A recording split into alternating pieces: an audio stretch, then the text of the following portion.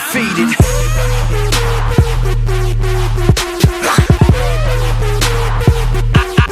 Undefeated.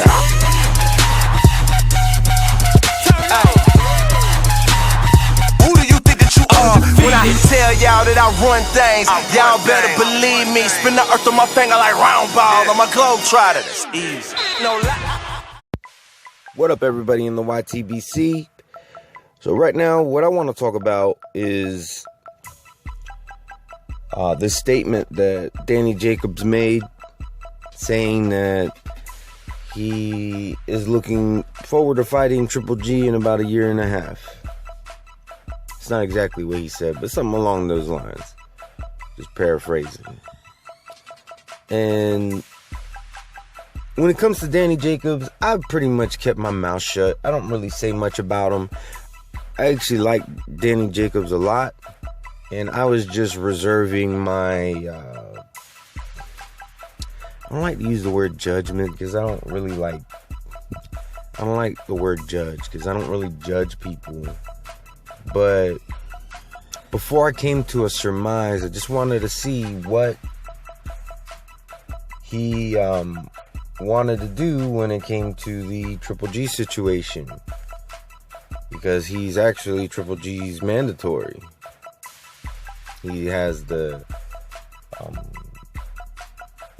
I don't know, the WBA just has like these weird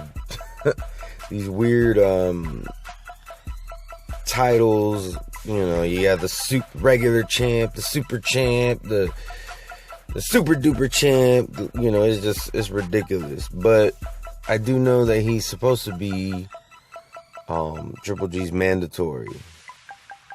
So, and it's funny because normally the mandatory has to do a little work. And when I say work, I mean, you know, they're usually the ones that have to try to make the fight. You know, if they're the mandatory but they don't speak up, a lot of times they don't get their, you know, they got to take the initiative. That's the word I'm looking for. They kind of have to take a little bit of initiative a lot of times.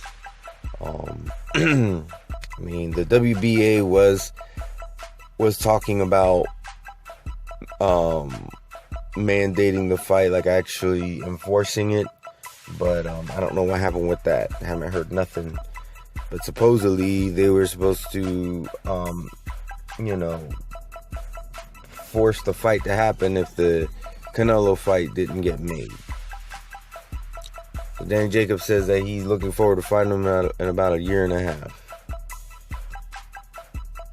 I don't really know what Danny Jacobs is doing, because it's not like there's these other fights that everybody's like, oh, I want to see that. You know, it's not like there's already something building up with a couple other fighters, and it's like, okay, well, you know, this is business I got to take care of first.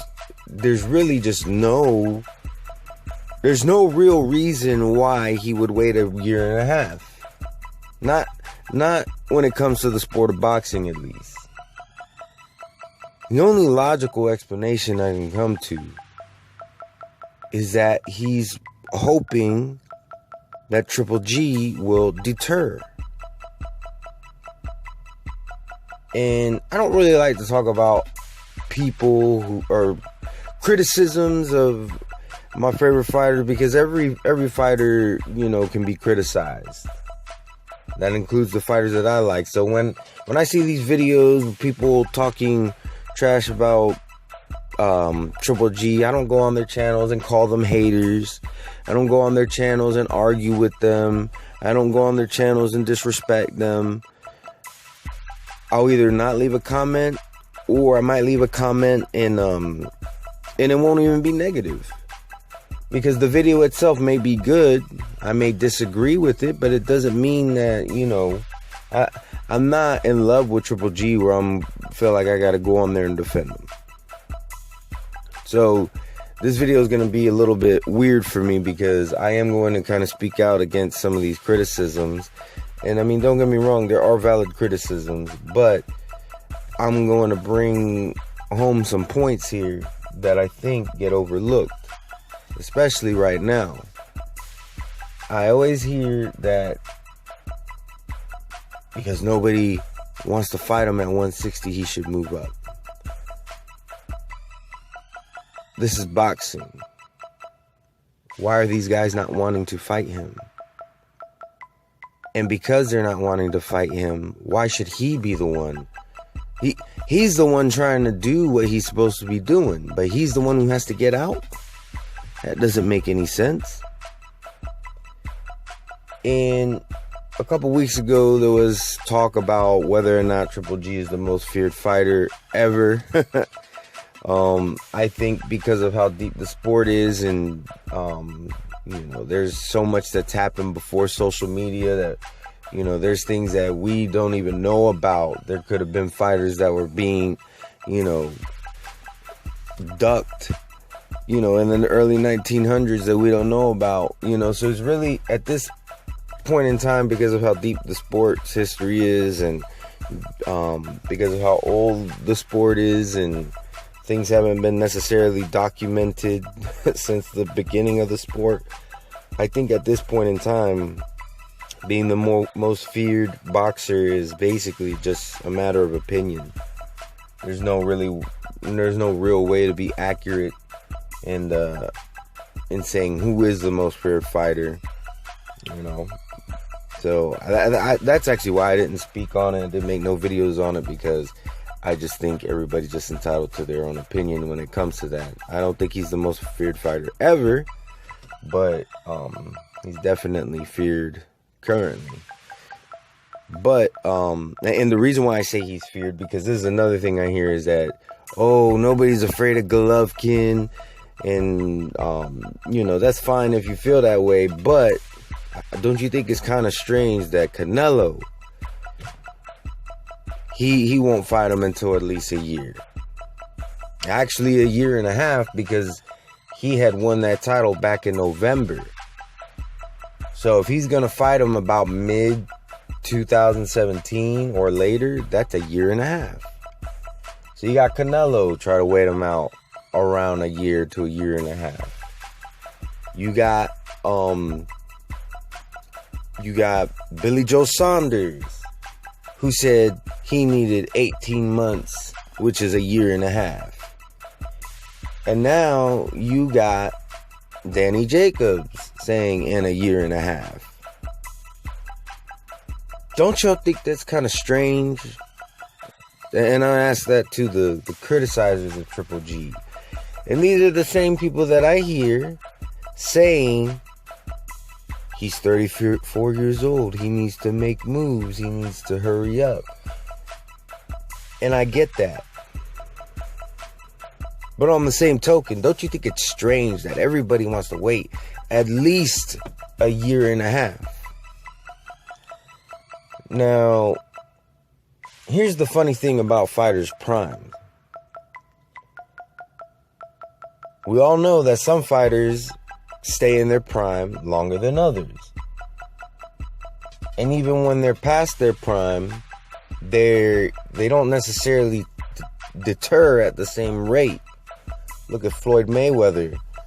He was doing things, later in his career that Shane Mosley at that same age couldn't, because Shane Mosley has deterred at a faster rate than Floyd Mayweather did. So, at, what was it? He was like 37, 38 when he fought Manny Pacquiao. Talking about Mosley. And he was real gun shy. Like, as soon as he got knocked down, I felt like he was gun shy. I felt like he just didn't have it. But Floyd Mayweather fought him at age 38, I believe, if I'm not mistaken. Yeah, he was 38 years old. Either 37 or 38, around the same age as Mosley. And he beat him convincingly. So, and of course, Manny Pacquiao was older too. I mean, I guess you could throw that in there. But Mayweather's older than Pacquiao, so, I mean, you get what I'm saying? Like, they don't deter. Everybody doesn't deter at the same rate. What is going to happen? Because Triple G hasn't taken a whole lot of punishment. And he could start deterring within the next year, but what if that the rate of deterioration is not really that great? So let's say a year and a half goes by, and these guys are still saying, oh, well, I'm going to need another year. I'm going to need another 6 months. I'm going to need another 2 years. If that happens, I honestly don't want to hear any criticism. And I don't like to accuse people of being haters, but I'm going to have to start saying some people are haters. And let me tell you why, okay?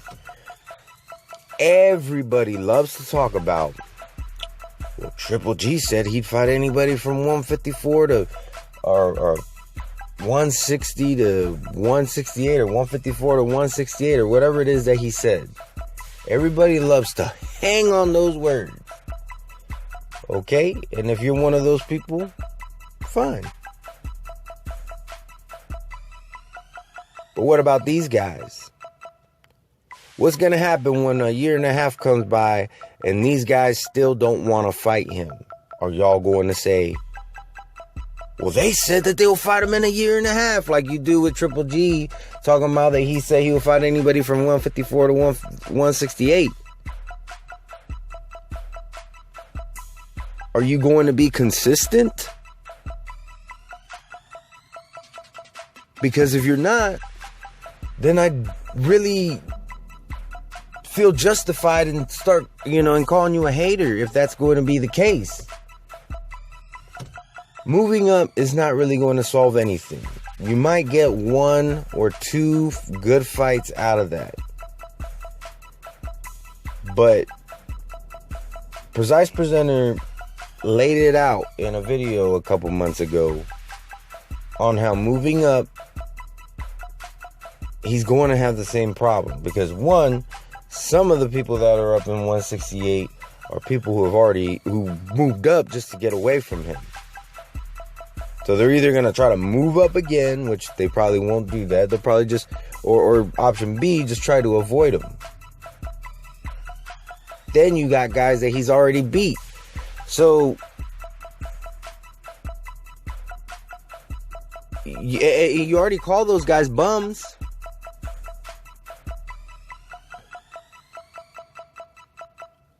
Like, really, what is it? James DeGale, Gilberto Ramirez, which most people feel that Gilberto Ramirez is a good fighter, but he's not ready for the likes of Triple G.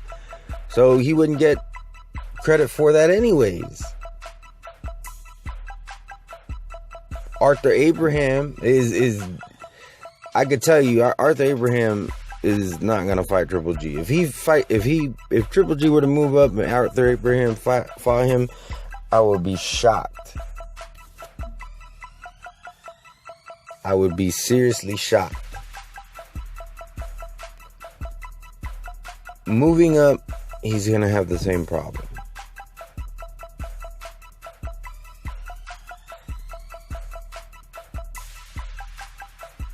Fighting somebody at 154, if those guys are willing to fight him, here's the problem. If he beats him, everybody's just going to say he's beating up on smaller guys. So, I mean, and I don't want to hear about Andre Ward simply because Andre Ward is at 175, okay?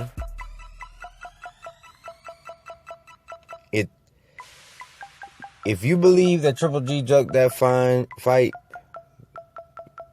that's cool. I think really no guy ducked the other. I think that it was a spectacle that everybody wanted to see, and the terms were not able to be agreed upon.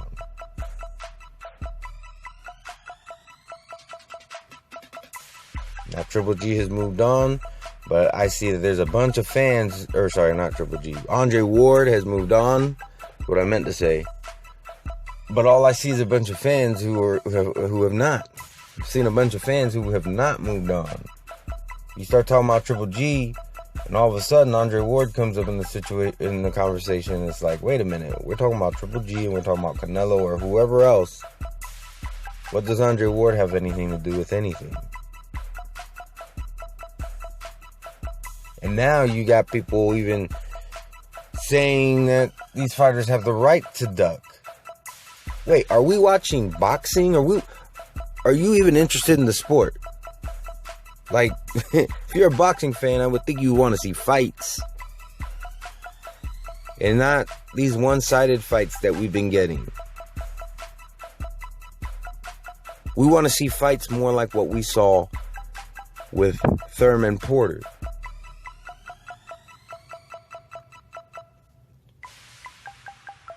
And that's what I want to see Triple G in.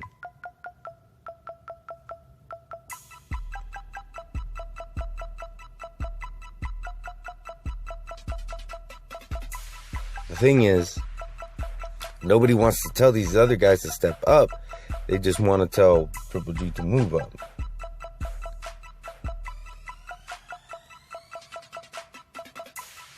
This is what I think should happen. I don't think Triple G should move up, which I think is apparent from what I've said in this video so far. I think he should stay right where he's at, do what he has to do, and in a year and a half, when these guys still don't want to fight him, I want to hear what some of y'all got to say.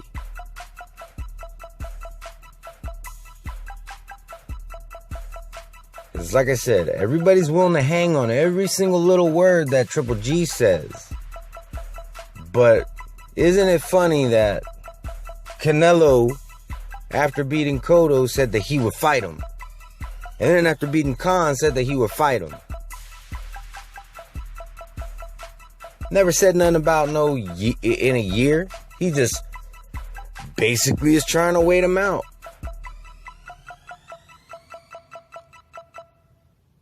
The second Billy Joe Saunders put his belt on his waist, he said a year and a half. And now you got Danny Jacobs, who I was hoping would step up to the plate, talking about a year and a half.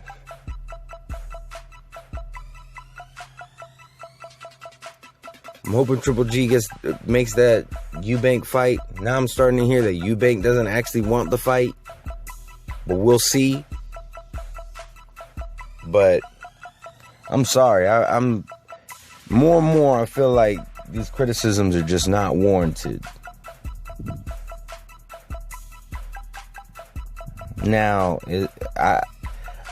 as far as his resume is concerned, I still stand by what I say. He doesn't have the best resume. I do think he has a better resume than what a lot of people are giving him credit for, though. A lot of these same people are the same ones who say that nobody credits, that people don't want to give Andre Ward credit.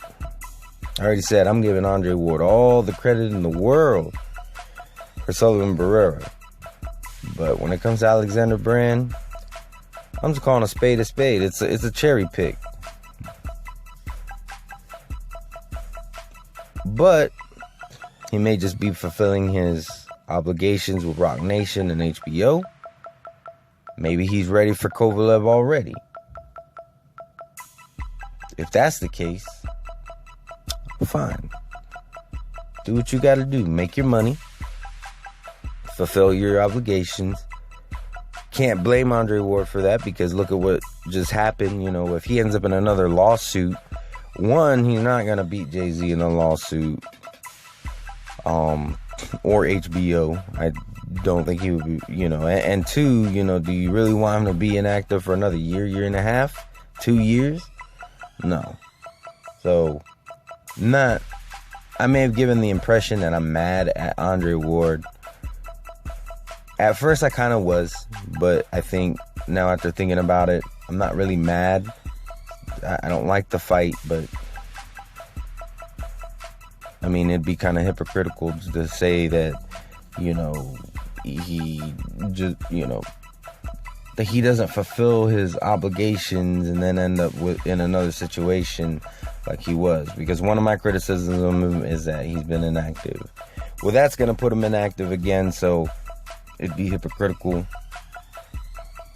But, I mean, it still is a cherry pick. But these criticisms of Triple G just don't make sense. But let's wait a year and a half and then see if these guys are willing to fight. And if they're not, all these guys who like to hang on every word of Triple G, I want to see you hanging on every word of these guys. And if you don't, I'm sorry, but you're just a hater. Anyways, to all my subscribers, anybody who watches my videos, or if you just so happen to stumble upon this video, hope you have a wonderful and blessed day. Peace. Give me my goddamn belt, motherfucker. Get out here, bitch. 155 pounds. Drama show, motherfucker. Come on, drama show. How you think you gon'